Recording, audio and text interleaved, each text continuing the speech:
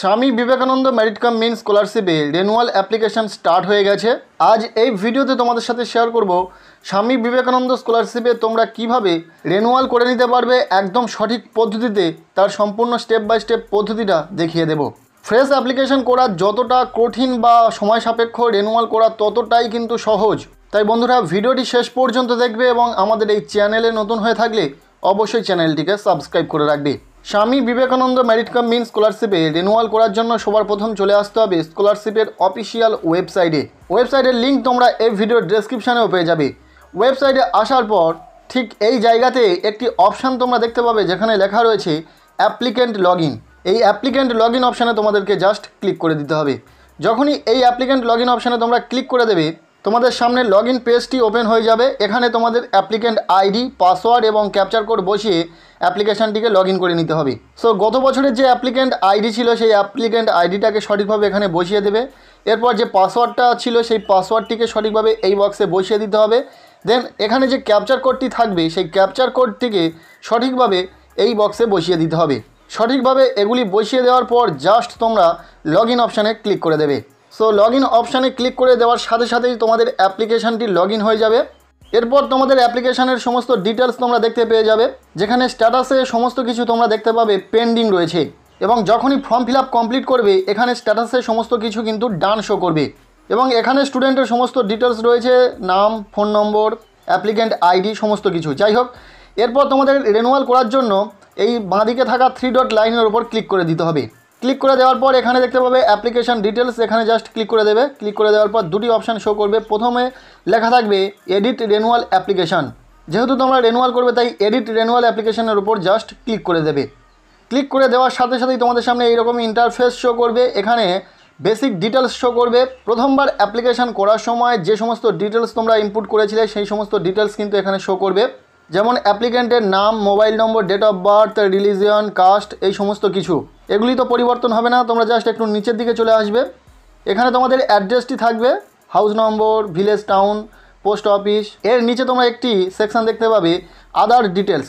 এখানে নতুনভাবে গত বছর থেকে এই অপশানগুলি শো করছে। প্রথমটিতে রয়েছে নেম অ্যাজ পার আধার। তোমাদের আধার কার্ডে যে নামটি রয়েছে সেই নামটি এখানে বসিয়ে দিতে হবে। অর্থাৎ আধার কার্ডে নামের স্পেলিং যেমনটা রয়েছে ঠিক তেমনটাই কিন্তু এখানে বসিয়ে দিতে হবে। এরপর এখানে চাওয়া হচ্ছে বাংলার শিক্ষা আইডি। এগুলি কিন্তু ম্যান্ডেটরি নয়, অর্থাৎ এখানে স্টার মার্ক দেওয়া নেই, তোমরা দিতে পারো নাও দিতে পারো। বাংলার শিক্ষা আইডি কি, সেটা কোথা থেকে পাবে সেই নিয়ে ডিটেলস ভিডিও রয়েছে, সেই ভিডিওর লিঙ্ক তোমরা এই ভিডিওর ডেসক্রিপশানে পেয়ে যাবে। আর সবার ক্ষেত্রে বাংলার শিক্ষা আইডি দেওয়া কিন্তু বাধ্যতামূলক নয়, থাকলে দেবে, না থাকলে দেওয়ার দরকার নেই। এরপর রয়েছে রেশন কার্ড নম্বর, খাদ্যসাথী আইডি থেকে থাকলে এখানে দেবে। এরপর নিচে রয়েছে ব্যাঙ্ক ডিটেলস। ওকে, এখানে ব্যাঙ্ক ডিটেলস যেটা রয়েছে সেটা কিন্তু স্টুডেন্টের গত বছরের ব্যাঙ্ক ডিটেলস। তাই স্টুডেন্ট যদি মনে করে যে সে ব্যাঙ্ক ডিটেলস পরিবর্তন করবে, তাহলে সে কিন্তু ব্যাঙ্ক ডিটেলস পরিবর্তন করতে পারবে। এর জন্য জাস্ট এখানে লেখা রয়েছে, তোমরা দেখতে পাবে do you want to change bank account details. তাহলে এই অপশানে ক্লিক করে তাকে ইয়েস সিলেক্ট করতে হবে ব্যাঙ্ক ডিটেলস যদি সে পরিবর্তন করতে চায়। আর যদি না পরিবর্তন করতে চায় তাহলে যেমন আছে তেমন থাকবে। এরপরে রয়েছে নিচে details of qualifying public examination. এখানে লাস্ট এক্সামের কিছু ডিটেলস তোমাদেরকে দিতে হবে, যেমন প্রথমে রয়েছে year of last qualifying examination. এরপর লাস্ট কোয়ালিফাইং এক্সাম তুমি কত সালে দিয়েছো সেটা তোমরা এখান থেকে সিলেক্ট করে নেবে। দেন এখানে দিতে হবে বোর্ডের নাম, কোন বোর্ড, কাউন্সিল, ইউনিভার্সিটি থেকে তুমি পাস আউট বা লাস্ট এক্সাম পাস করেছো সেটা তোমাদেরকে এখান থেকে সিলেক্ট করে নিতে হবে। এরপর নিচে রয়েছে টোটাল মার্কস অবটেন্ড। এখানে দিতে হবে তুমি কত নাম্বার পেয়েছো। 2টি সেমিস্টারের পরীক্ষা হয়ে থাকলে তাহলে লাস্ট 2টি সেমিস্টারের টোটাল নাম্বারটা এখানে বসিয়ে দিতে হবে। 2টি সেমিস্টারের নাম্বার যোগ করে বসিয়ে দিতে হবে। যদি সেকেন্ড ইয়ারে উঠে অ্যাপ্লাই করতে চাও তাহলে ফার্স্ট এবং সেকেন্ড সেমিস্টারের নাম্বার এখানে যোগ করতে হবে, এবং থার্ড ইয়ারে উঠে যদি স্কলারশিপে রেনুয়াল করতে চাও তাহলে তোমাদেরকে থার্ড এবং ফোর্থ সেমিস্টারের নাম্বার দিতে হবে। এবং আউট অফের জায়গা তোমার টোটাল কত মার্কসের পরীক্ষা ছিল সেটা বসিয়ে দেবে। এরপর এখানে পার্সেন্টেজ বসিয়ে দেবে, কত পার্সেন্টেজ নাম্বার। এরপর নিচে রয়েছে প্রেজেন্ট কোর্স অফ স্টাডি। বর্তমান কোর্সের কিছু ডিটেলস তোমাদেরকে দিতে হবে, যেমন এখানে দিতে হবে name of present course of study. বর্তমান কোর্সের নামটিকে এখান থেকে সিলেক্ট করতে হবে। এরপর ডিসিপ্লিনের জায়গায় কোর্স ডিসিপ্লিনটা দিতে হবে। সরাসরি তোমরা কোন সাবজেক্টে অনার্স করছো বা পাস করছো সেটা কিন্তু লিখবে। এরপর রয়েছে বাঁদিকে date of admission in the course.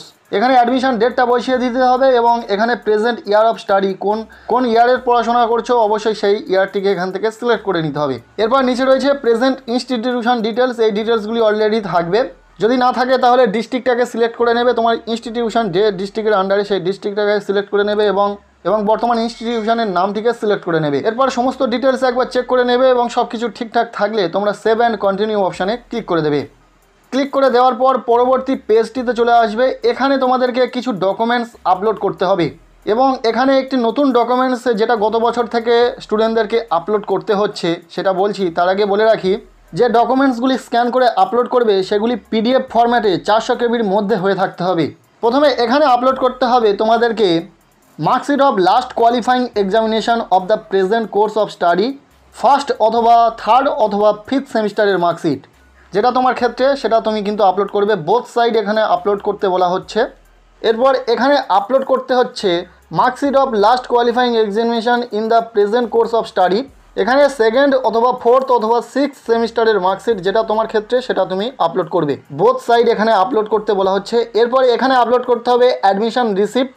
Just এখানে থাকা চুজ ফাইলের ওপর ক্লিক করে তোমরা আপলোড করে দেবে। এরপর এখানে যে ডকুমেন্টসটি আপলোড করতে বলা হচ্ছে সেটা হলো ইউটিলাইজেশন সার্টিফিকেট। এই ইউটিলাইজেশন সার্টিফিকেট তোমাদেরকে গত বছর থেকে আপলোড করতে বলা হচ্ছে।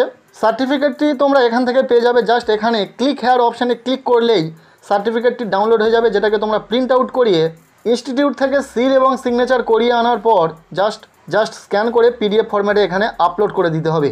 সো এখানে ডকুমেন্টসগুলি আপলোড করে দেওয়ার পর এখানে টিক বক্সে টিক করে দিয়ে সেভ অ্যান্ড কন্টিনিউ অপশানে ক্লিক করে দেবে। সাথে সাথেই তোমাদের অ্যাপ্লিকেশনের সমস্ত ডিটেলস তোমরা দেখতে পেয়ে যাবে। এখানে তোমাদের অ্যাপ্লিকেশনের যে প্রিভিউ দেখবে সমস্ত কিছু একবার কিন্তু মিলিয়ে নেবে, সব কিছু ঠিকঠাক রয়েছে কিনা দেখে নেবে। যদি সব কিছু ঠিকঠাক থাকে নিচে চলে যাবে এবং এখানে সাবমিট অ্যাপ্লিকেশনের ওপর ক্লিক করে দেবে। জানিয়ে রাখি সাবমিট অ্যাপ্লিকেশনের ওপর ক্লিক করে দেওয়ার আগে তোমরা কিন্তু বারবার করে দেখে নেবে সব কিছু ঠিকঠাক রয়েছে কিনা, কারণ একবার যদি অ্যাপ্লিকেশন সাবমিট করে দাও আর কিন্তু এডিট করতে পারবে না। সো সাবমিট অ্যাপ্লিকেশনের ওপর ক্লিক করে দেওয়ার পর এখানে নোটিফিকেশান শো করবে এবং এখানে একটি অপশান তোমরা দেখতে পাবে ডাউনলোড অ্যাপ্লিকেশান। সেই অপশানের ওপর ক্লিক করে অ্যাপ্লিকেশান ডিটেলসটিকে ডাউনলোড করে নেবে এবং প্রিন্ট আউট করিয়ে নিয়ে সাথে যে ডকুমেন্টস ইনস্টিটিউট থেকে চাওয়া হবে সেই ডকুমেন্টস অ্যাটাচ করে ইনস্টিটিউটে গিয়ে জমা করে দিতে হবে। সো এই ছিল রেনুয়াল অ্যাপ্লিকেশনের সম্পূর্ণ প্রসিডিওর। স্টেপ বাই স্টেপ তোমাদেরকে দেখিয়ে দিলাম কিভাবে তোমরা সঠিক পদ্ধতিতে খুব সহজে রেনুয়াল অ্যাপ্লিকেশন করে নিতে পারবে। আজকের এই ভিডিওটি এতটুকুই ছিল। কেমন লাগলো ভিডিওটি অবশ্যই কমেন্টের মাধ্যমে জানাবে। ভিডিওটি ভালো লেগে থাকলে লাইক করবে। আমাদের এই চ্যানেলে নতুন হয়ে থাকলে অবশ্যই চ্যানেলটিকে সাবস্ক্রাইব করে রাখবে।